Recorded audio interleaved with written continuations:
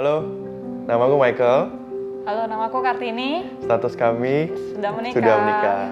Halo, nama aku Alvito. Aku Sinsi. Kita sudah bertunangan. Halo, aku Hendry. Halo, aku Agnes. Saat ini kita sedang berpacaran.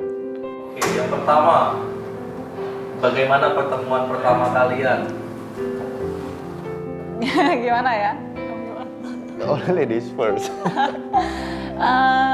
Agak-agak lupa. Tapi kita pertama kali ketemu itu di lapangan basket karena waktu itu kita teman-teman kita tuh satu grup dan kebetulan waktu itu aku diajak ikut nonton main basket dan dia main basket. Nah, disitulah kita pertama kali berjumpa.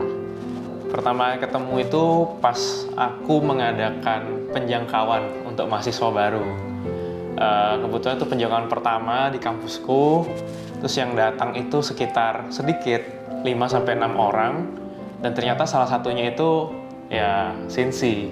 Pertemuan pertama waktu itu kita di CG ya, pertama Ya, kali CG. 2018 setengah gitu. Ketemu pertama kali di CG di Bakmi Bintang Gading kok.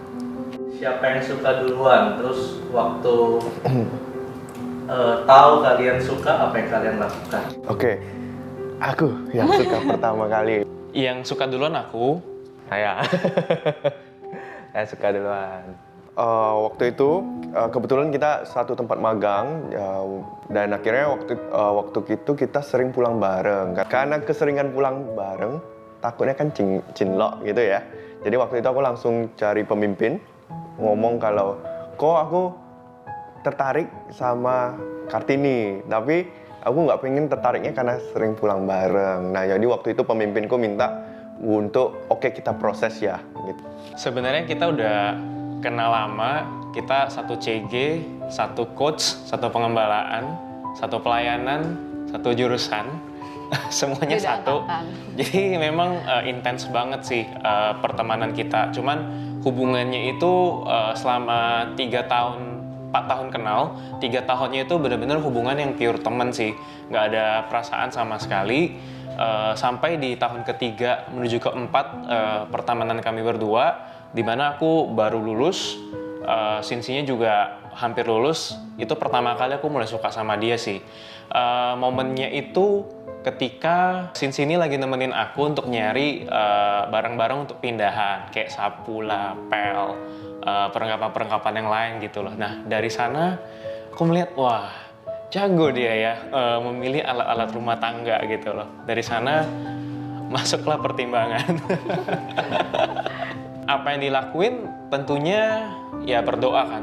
Tanya Tuhan apakah Sinsi ini orang yang tepat atau enggak.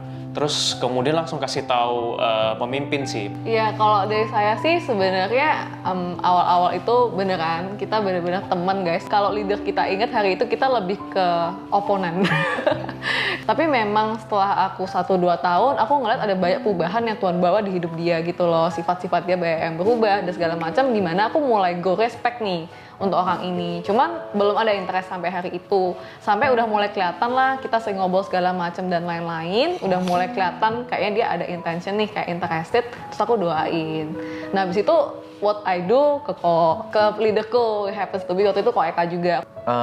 Dulu pas suka awal-awal pertama pasti doakan dulu ya, doakan karena kan masih ragu-ragu ya. Waktu itu case-nya kita berdua tuh dia anak CG ku kebetulan gitu. Jadi kayak sebenarnya simpelnya dulu kita lagi fellowship, terus dia tuh dekat sama cowok lain, terus aku kayak jealous gitu loh. Nah aku bingung kan, ini jealousnya ini jealous karena dia kok karena anak CG ya, kok nggak cerita sama pemimpinnya, atau karena aku memang suka sama dia, jadi aku bingung di situ, agak ambigu kan. Dari aku ya, no clue kok, jujur lah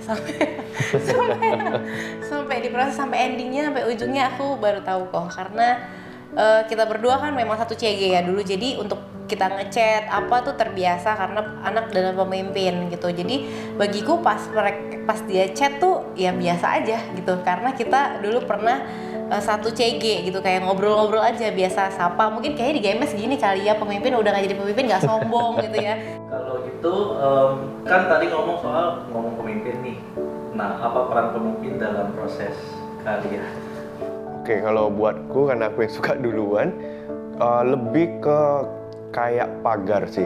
Jadi kayak biar kita nggak keluar jalur dan setiap keputusan diambil bukan berdasarkan kayak karena aku suka dia gitu, atau mungkin karena dibutakan karena cinta ya. Takutnya kan juga salah ambil keputusan, dan that's why aku cari pemimpin. Jadi menurutku peran pemimpin tuh penting buatku ketika proses. Kalau buatku waktu itu aku juga ngomong ke pemimpinku, kayaknya aku tertarik gitu kan. Nah terus pemimpinku tuh ya tidak banyak ngomong, dia cuma ngomong, oh ya udah lihat aja dulu gitu kan. Dan dia juga bilang coba kamu perhatiin si Mike ini orang itu seperti apa sih gitu. Nah jadi menurutku peran pemimpin itu ngasih tahu gitu biar aku tuh nggak salah pilih gitu, dan maksudnya bener-bener oh dia ini sesuai nggak untuk aku gitu. Ya memang jodoh itu kan Tuhan yang menentukan. Kita dapatnya juga dari Tuhan yang kasih tahu.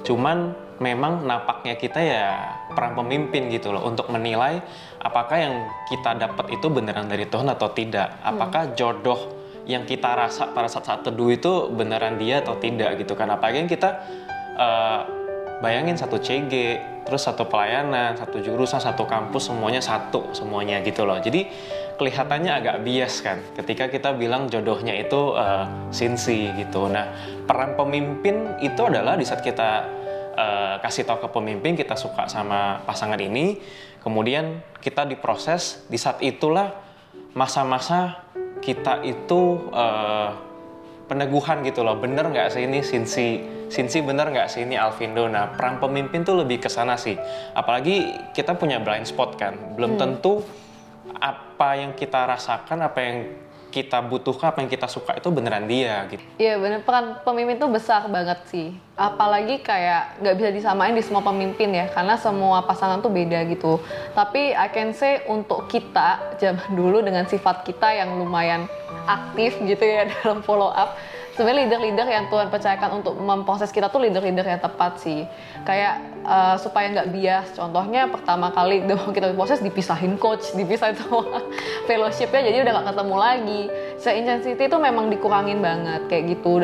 Dan leader tuh bantu menetralkan, especially cewek kan gampang baper. Kayak pernah tanyain, emang dia ngapain kamu sampai kamu tuh bisa kira dia tuh seneng gitu. Oh ya kok kemarin waktu itu ya karena ada keluarga yang meninggal tuh saya dibeliin dia makanan gitu loh. Terus leaderku bilang, Koko juga bisa beliin dia makanan gitu. Suka sama Koko kayak gitu. Terus kita kayak oh gitu. Tapi di situ aku belajar kayak oh iya ya ternyata kita seneng sama orang, sama kayak gimana treatment dia ke kita, itu tuh nggak bisa jadi measurement kita memilih dia gitu loh. Aku sedikit banyak karena pemimpin GMS juga kebetulan, jadi tahu kayak wah nanti nih bakal diproses nih pasti nih, kita nggak mungkin nggak diproses gitu. Jadi kayak ya udah aku mungkin sudah sedikit-sedikit tahu lah proses di GMS seperti apa. Nah aku mulai coba waktu itu, akhirnya aku uji waktu itu pas aku suka, aku uji. Nah, kebetulan juga kita pas itu tuh masih satu CG. Nah jadi rada repot tuh untuk jaga jarak kan, karena pasti ketemu terus setiap minggu kan. Jadi agak repot jaga jaraknya, tapi ya aku berusaha sebisa mungkin gitu loh membagi semua kasihku ke anak-anak CG itu rata, nggak ke satu orang dong yang aku suka. Puji Tuhannya waktu itu kita ada restrukturisasi di Multi. Nah kita berpisah CG, nah itu aku jadi punya kesempatan tuh untuk menguji perasaanku, apakah perasaan ini cuman sekedar lewat doang atau memang benar-benar sungguh yang cinta sejati gitu ya, benar cinta yang tahan lama gitu ya. Dan aku uji berbulan-bulan, aku nggak kontak dia gitu ya, nggak chat-chatan. Aku pengen rasain kok hilang nggak sih perasaannya waktu kalau kita nggak komunikasi secara intens gitu ya. And then surprisingly beberapa wanita sebelumnya yang aku suka juga hilang. Ya beberapa bulan tuh hilang. Nah kerja ini enggak gitu. Jadi udah berapa bulan nggak kontak, tuh nggak hilang. Perasaan sukanya masih ada gitu ya. Di situ aku menguji.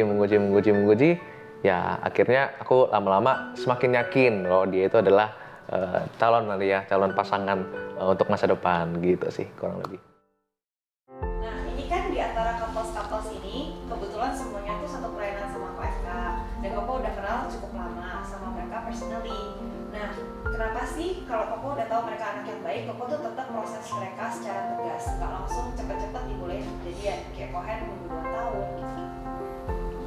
Karena tahu mereka nggak banget, mungkin kalau dibilang banget mungkin nggak, karena tahu mereka tuh seperti apa. Aku juga tahu mereka ada bukan minus ya, tapi lemah di mana gitu loh. Dan kalau di proses itu tujuannya supaya di sisi lemahnya mereka ini bisa kuusahakan diperlengkapi supaya pasangannya pun nanti juga dapat yang terbaik gitu loh. Kalau ditanya orangnya oke-oke nggak, pasti oke-oke, tapi semua orang itu punya blind spot atau hal-hal kejelekannya masing-masing gitu ya. Jadi yang kita usahakan nggak cuma aku, tapi seluruh leader, mereka juga ada leader langsung di atasnya.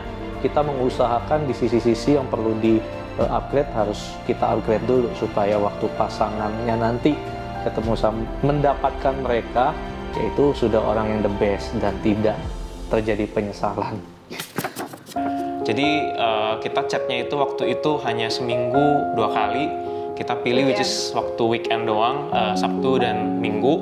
Pernah boleh telepon tuh cuma sekali waktu saya ulang tahun. Itu udah seneng banget. Berarti habis itu udah boleh teleponnya seminggu sekali, terus kayak ternyata 3.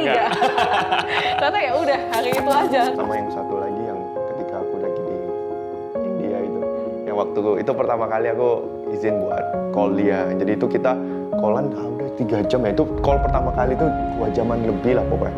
Di Indo udah sampai jam 1 pagi ya. Ternyata makna di balik itu tuh pembatasan itu sangat menjadi berkat ya, Iya, gitu betul. ya. Menjadi berkat pas kita pacaran tuh jadi kayak bersyukur bener.